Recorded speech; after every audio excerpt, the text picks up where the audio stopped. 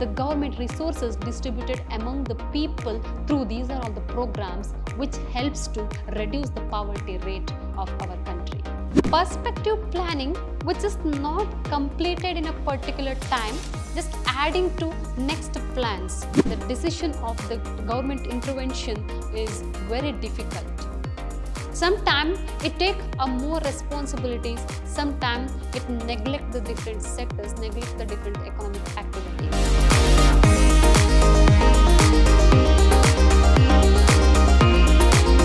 Namaste my dear students, Shubha Hebba here, Faculty of Commerce, Vidhyaashram First Grade College, the Temple of Excellence, Mysuru. Dear students, a warm welcome to this session. Yes, it is very important to take plan before reaching the goal, before determining the goal. Of course, we can apply this formula to carry the economic system of the country. Dear students, in this session, we are going to discuss about economic planning, economic policies of India.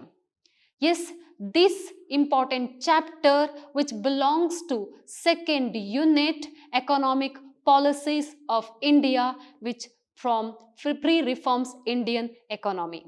Let us start the session with different contents. The content, first one, the quiet introduction to the topic, and next one, planning, what is the meaning of planning and what are the different objectives of plannings. Next one, types of planning. There are different types of planning. What is the meaning of different types? So next one, that is mixed economy. What is the meaning of mixed economy? Features of mixed economy and problems of mixed economy. Next one, Bombay plan. Yes, these are all the different content we are going to discuss in this session. Yes, what is planning? How did the government plan to manage the economic system?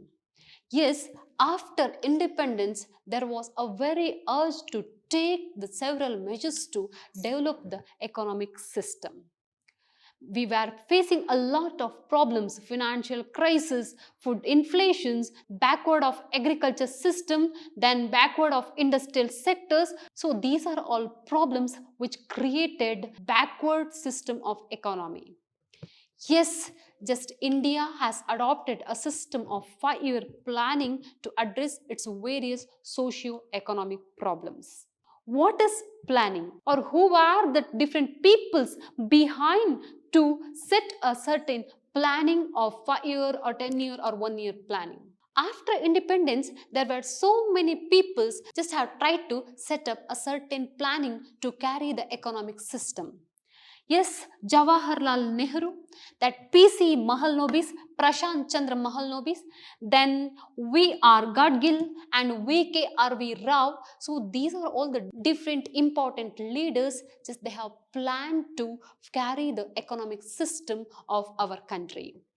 Yes, what is the meaning of planning? Yes, the planning which tells about how to utilize the resources and to take a best way towards reach the goal. Yes, what is economic planning? That economic planning tells about how the resources of a nation should be put to use, and it should towards economic development, growth of economic system of the country. Yes, what are the objectives of planning? First one, economic growth. This is the main objectives of economic planning. Yes, economic growth in the sense just it is sector-wise growth. Yes, that economic planning has been introduced in 1951 and just it has taken into account 5-year plannings and just focusing on sector-wise development. By improving the sector-wise, finally it contributes to economic growth. Improving the agriculture sector and improving the industrial sector, development of infrastructural sector or service sectors which can contribute to improving the economic growth accumulately. And second one, economic stability. That economic stability is a main goal of that economic system. There were inflation system common phenomenon. But how to control the inflation, or it may be deflation also. How to control and certain policies and certain planning is very required to control the economic system, just maintain the price rate stability. So these are all the important objectives of economic planning. And next one, increase the employment opportunities. Yes, by focusing that industrial sector development, which can create the employment opportunities more. That establishment of huge industries, big industries, and development of small scale industries, and just try to improve the agriculture sector, and these are all which can create the employment opportunities, and it contribute to increasing the national income. And next one, reduction in poverty. Yes, we have noticed that there are so many programs implemented by the government to remove the poverty situations. Yes, Mahatma Gandhi National Rural Employment Guarantee Programs and Swarna Jayanti Grama Swarozgar Yojana and National Food for Work Program, Public Distribution System, Social Security Measures, Income and Employment Generation Programs. So these are all programs which have implemented through 5-year plans. The government resources distributed among the people through these are all the programs which helps to reduce the poverty rate of our country. Next one, that is modernization of the economic system. Yes, adoptions of new technology, that capital intensives. So these are which can create that good economic system, good economic conditions. Modernization which tells about we are in competitive era. We have to face the competition with global market. Since adoptions of globalizations, yes, we have to reach that global expectation. That is why that planning much more focusing on that modernization by adoptions of new technologies and with the help of for investment by foreign direct investment. So these are all the different concepts which is considered as objectives of planning. And just I have listed very important objectives, and yes, of course, the main objectives of economic planning, that will be economic development or economic growth by following these are all the important objectives. Yes, dear students, what are the different types of economic planning? First one, that is indicative planning. According to indicative planning, some principles or guidelines should be followed before setting the plans or to achieve the goals.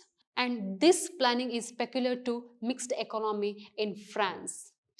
And next one, that is comprehensive planning or that imperative planning. That comprehensive planning which is centralized planning and implement the planning with allocation of resources.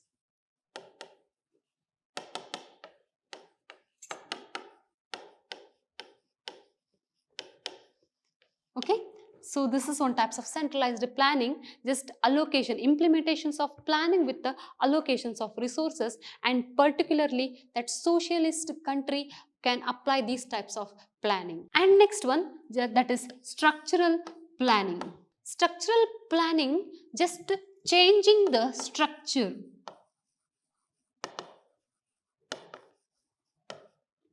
Changing the economic structure.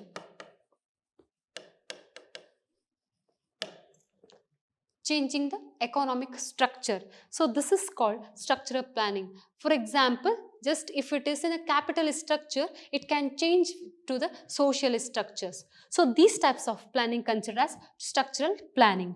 And next one, functional planning. Under the functional planning, no need to build a new plan. Instead of new plan, just correct that. Just correct and modified with it existing plans. So this is called functional plan. And next one, centralized planning. Under the centralized planning, that is forming, adopting, supervising, and controlling of that process, planning process. So that types of planning is called centralized planning. And next one, decentralized planning. What do you mean by decentralized planning? So this is started from grassroots. Okay. So one or more institution can participate to implementations of decentralized planning. These types of planning from the bottom to top. So this is considered as decentralized planning. And the next one, yes, perspective planning. Perspective planning, which is not completed in a particular time, just adding to next plans. So it is a long-term plan.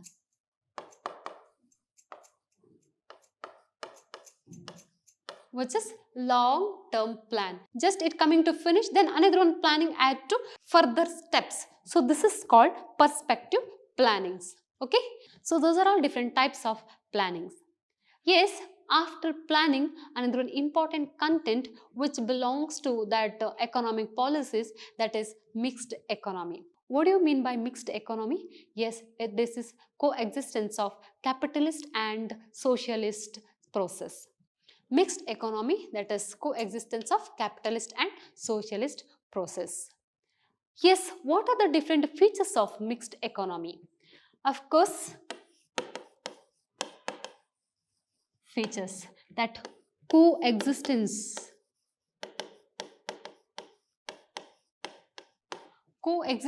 of capitalist also as well as socialist, which tells about that existence of private sector also as well as public sectors.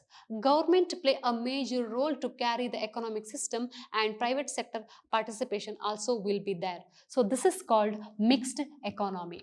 And next one, cooperative sectors.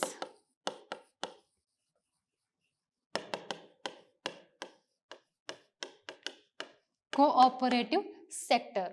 Yes, the cooperative sector, which is organized by the people and which provide the financial assistance to the different sectors. So this is one of the important cooperative sectors play a major role to carry the economic activities. And freedom and control.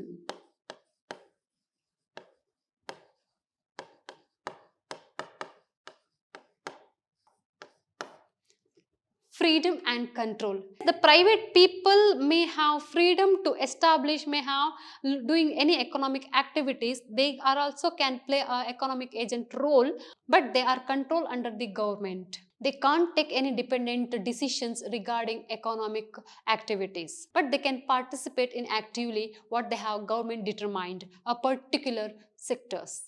And next one, economic planning.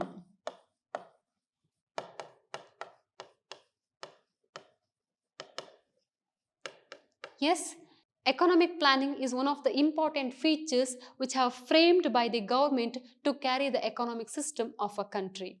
And this is one of the important features of mixed economy. And social welfare.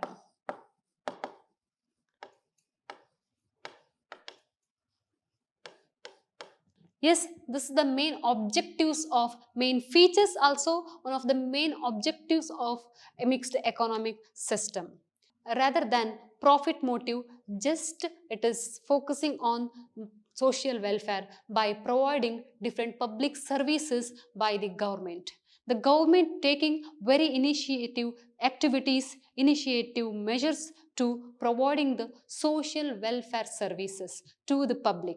So these are all different important features which indicate the mixed economic system. And next one, what are the disadvantages of mixed economic system? The participation of government is compulsory, but how much should government intervenes in that different sectors?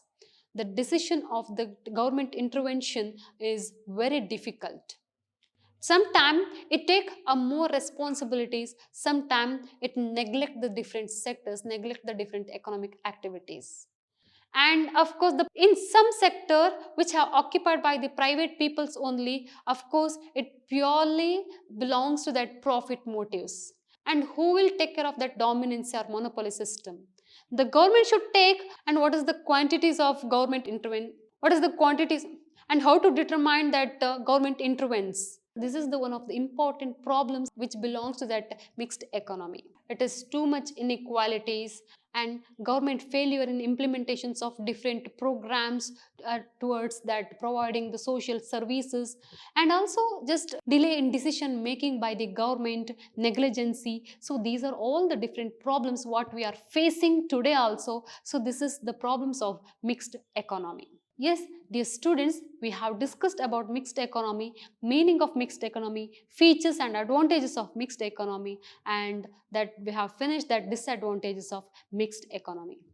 And next one, important, that Bombay Plan. Yes, Bombay Plan, it was set of proposal of a small groups of very influential business leaders in Bombay for the development of post-independence economy in India. What was the main objectives of Bombay Plan? To achieve the balanced economy,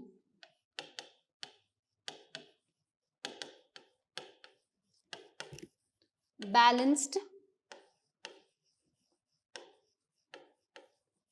economy,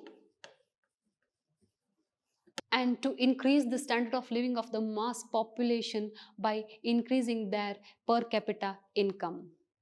Yes, this plan I have envisaged about protect the domestic economy by protecting the indigenous industries. Yes, this was the main objectives of Bombay Plan. And those people were associated with the Bombay Plan. Yes, that is Mr. R.J.D. Tata, and then G.D. Birla, and then P. Thakur Das, and Kasturbai Lalbhai, and then Sri Ram, and Ardeshir Dalal, and then A.D. Shroff, and then Dr. John Muthai. So these are all the different very influential leaders. Just they have taken the decision regarding to carry the economic system through the industrial sector development. Yes, and the government intervention, just public sector participation was very important to lead the industrial sectors, and which can create the employment opportunities to the people, which can raise the per capita income of the people, and which running towards improving the standard of living of the people. Yes, the Bombay Plan also there has a comprehensive vision regarding that education, which including primary, secondary and university education also. But it was criticized by a lack of capitalist backgrounded people. Yes, after independence, it neglected by the government only. Yes, it got failure. So this was the different things regarding that Bombay Plan. In this session, just we have discussed about meaning of planning, objectives of planning, and mixed economy, features of mixed economy, and which is about Bombay Plan. Yes, dear students, I am coming to the end of this session. I hope you have understand the concept. Yes, this is the time to say thank you all for joining me in this session, and keep watching, read well. Thank you.